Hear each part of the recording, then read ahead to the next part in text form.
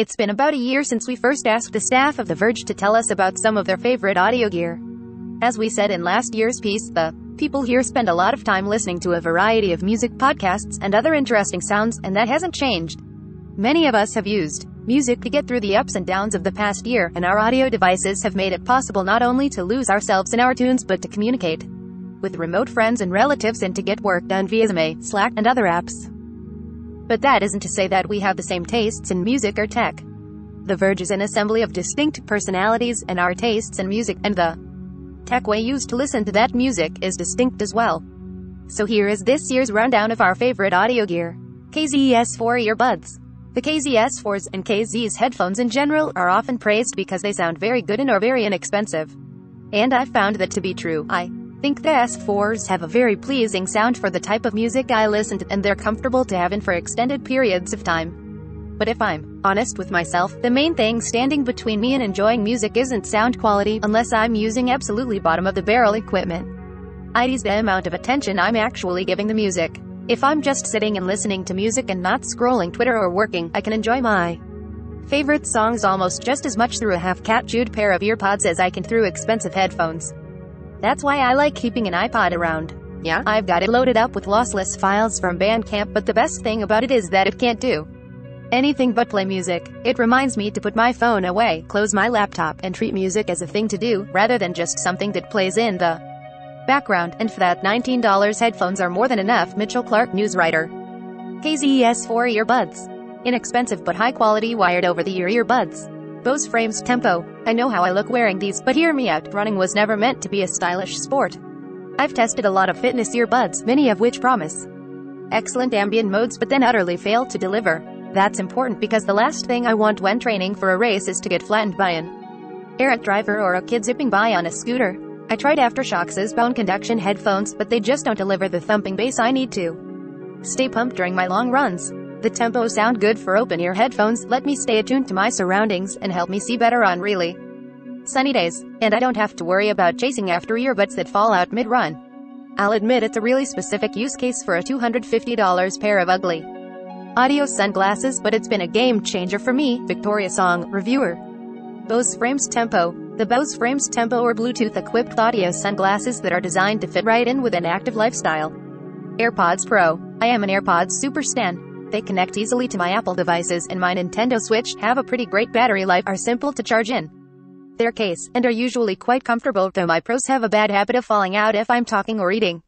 I use them all day at work, when out and about on walks and runs, and while doing chores around the house. Most importantly, they're just so dang convenient, and I hardly have to think about them, which is why I haven't seriously considered another type of headphones since I got the first generation of AirPods right after they launched. J. Peters, news writer. Airpods Pro. The high-end version of Apple's AirPods have great sound quality and effective noise cancellation. Great OS R325X headphones. My favorite way to listen to music is more of an experience than just one specific audio gadget, and typically takes place at a specific time. Late at night, when my neighborhood is the quietest, I'll dedicate some time to listening to music as a treat rather than in the background or while doing something else. While I'm lying in bed, I will hook up my Dragonfly Cobalt DAC to my phone, don't forget the dongle, and use my Grado State Root 325X headphones to listen to lossless music with Cubase, Apple Music, or some files I downloaded to my phone. This high-quality, focused, and potentially pretentious setup is very relaxing to me and results in a deep listening experience. I start to notice things in my favorite songs that I may not have ever noticed before, or I end up paying more attention to the meaning behind the lyrics in a song. Though it's a bit of a clunky setup, it makes me think about the way that the environment and how we use technology affect the way we consume media. Andrew Marino, senior audio engineer. Grado State Root 325X. The State Root 325X delivers superior sound with 4th-gen Grado drivers. Audio Technica at LP120 USB turntable.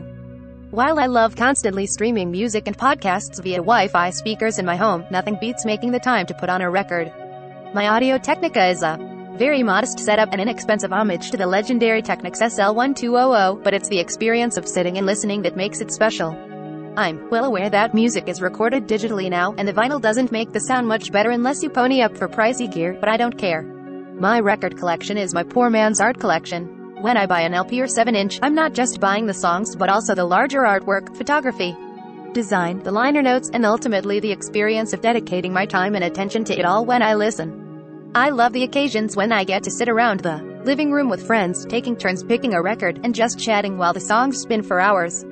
I don't even mind having to get up in the middle to flip the disc. It's all part of the experience, and it always puts me in a good mood. Antonio G.D. Benedetto, Commerce Writer. Audio Technica at LP120X USB BK Direct Drive Turntable. A turntable with a DC servo direct drive motor, plus 3 selectable speeds 33, 45, 78ths of a revolution per minute, and a built-in USB port ready to connect directly to your computer for vinyl transfer. Zsx Headphones. I see that Mitchell already introduced you to a set of high-performance, low-cost in-ear headphones. I can vouch for another, the Zsx, which cost a little more at $60. There are 2 reasons why I bought these. I, of course, want high-quality sound without going broke. After I read our piece on Chinese earphones that have good components at a fraction of the cost that some well-known brands typically price them at, I was sold. The other reason is for getting some passive hearing protection while I play drums without ruining sound quality.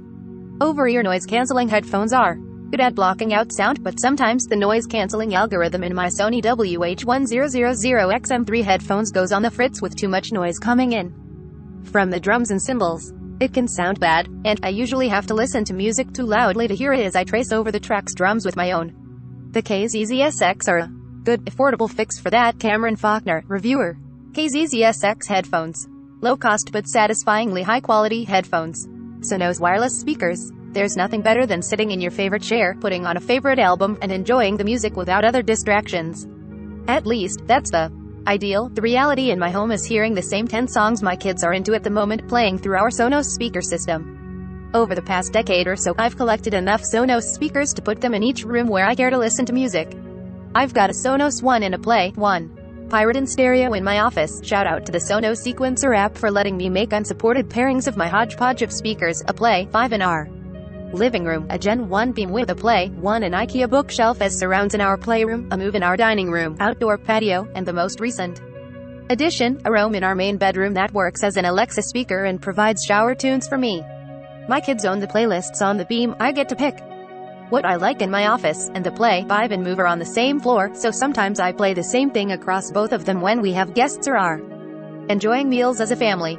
Sonos sound quality is generally excellent for the price, and it's great whether you're listening at low volume so as not to wake the baby napping or when it's turned up to 11 and you want to bring the house down. But the reason it's my favorite way to listen to music is because of how easy it is to play what I want through any combination of the speakers in my home. The Sonos app supports nearly any music service I might subscribe to, plus things like my preferred podcast player, Pocket Casts. But more often than not, I use AirPlay from my iPhone or iPad to play something through other apps. Vinyl may be hipper, and good headphones might provide more immersion, but when it comes to ease of use, it's hard to beat Sonos. Dan Seifert, Deputy Editor. Sonos Roam. The Sonos Roam is a truly portable Sonos speaker with a rugged design that's built to withstand the elements. It also features wireless charging and supports AirPlay 2, Alexa, and Google Assistant. Ultimate Ears Wonder Boom 2. The Wonder Boom 2 is one of the more popular Bluetooth speakers out there, so I won't bore you with a sales pitch, just a story. I recently got an electric cargo bike to take my kids to school and quickly realized there was an opportunity to make the morning commute a little less dull.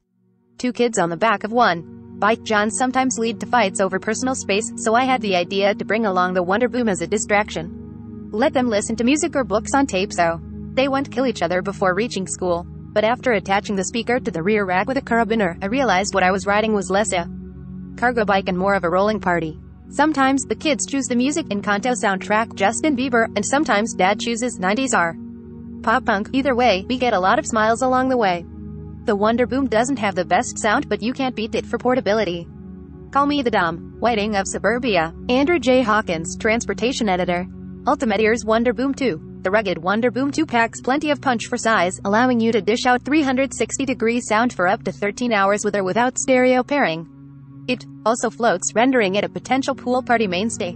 Jabra Elite 75T Wireless Earbuds. To start with, I need to say that I have a slight tendency toward paranoia, and that I don't feel comfortable walking around Brooklyn, or any other part of NYC, without being able to hear what's going on around me.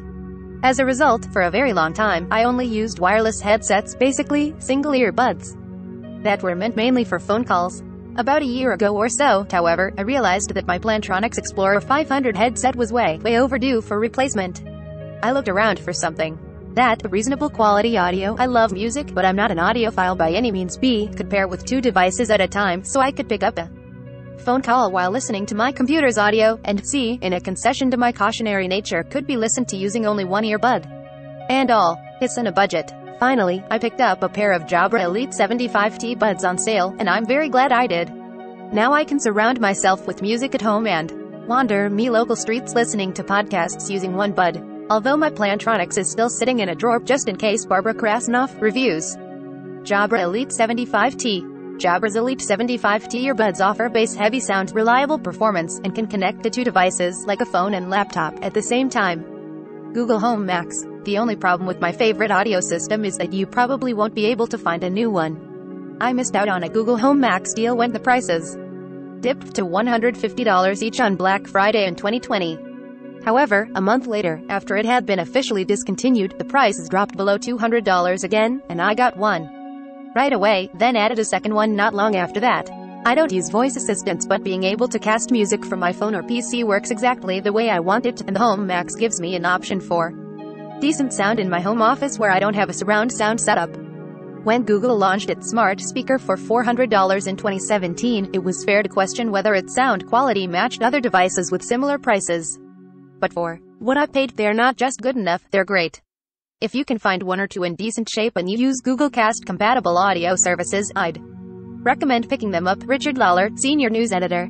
Google Home Max. Google's smart speaker, released in 2017, is available from eBay and other retailers who offer pre-used tech, where you can find it starting at about $95.